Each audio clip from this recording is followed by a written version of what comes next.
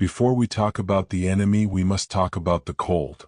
In November 1950, around the Chosin Reservoir in North Korea, the temperature dropped to 35 degrees below zero. This is not a weather statistic. It is a weapon.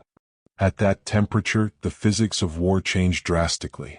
Veterans recall that if a man sweated during a march and then stopped, the sweat would freeze instantly inside his boots, turning his toes into black, necrotic ice within an hour. Morphine syrettes, vital for treating the wounded, froze solid. Medics had to carry them in their mouths to keep them warm enough to inject. Weapons lubricants gelled into a useless paste, causing rifles and machine guns to jam mid-firefight. The very ground was frozen so hard that digging a foxhole was impossible. Entrenching tools bounced off the earth like it was granite. It was into this frozen hell that the 1st Marine Division, the tip of the American spear, was thrust, marching blindly into the greatest ambush in military history. The context for this disaster began with hubris.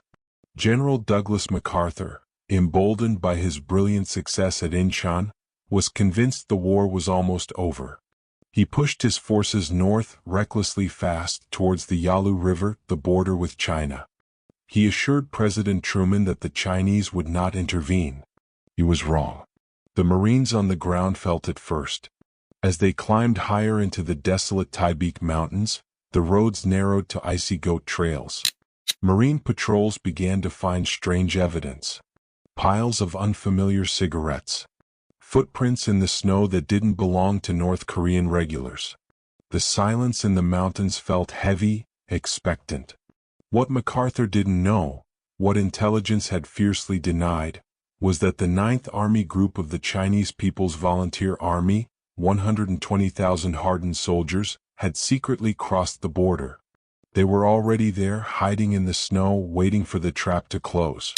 The trap sprung on the night of November 27th. It didn't begin with artillery, it began with sound.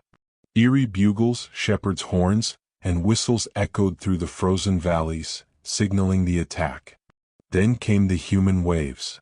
The Chinese tactic was simple and brutal. Overwhelm the American positions with sheer numbers regardless of casualties. Private First Class Jack Wright on the perimeter described the scene. They just kept coming.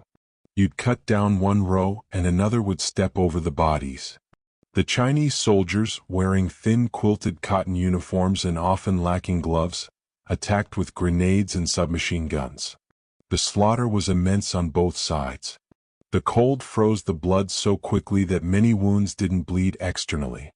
Men would be hit and not realize it until they collapsed from shock. By dawn, the 1st Marine Division realized the horrifying truth. They were completely surrounded, cut off from supply lines, 80 miles deep in enemy territory. The situation was catastrophic. Conventional military wisdom dictated surrender or annihilation. But when asked by reporters if they were retreating, Marine General Oliver P.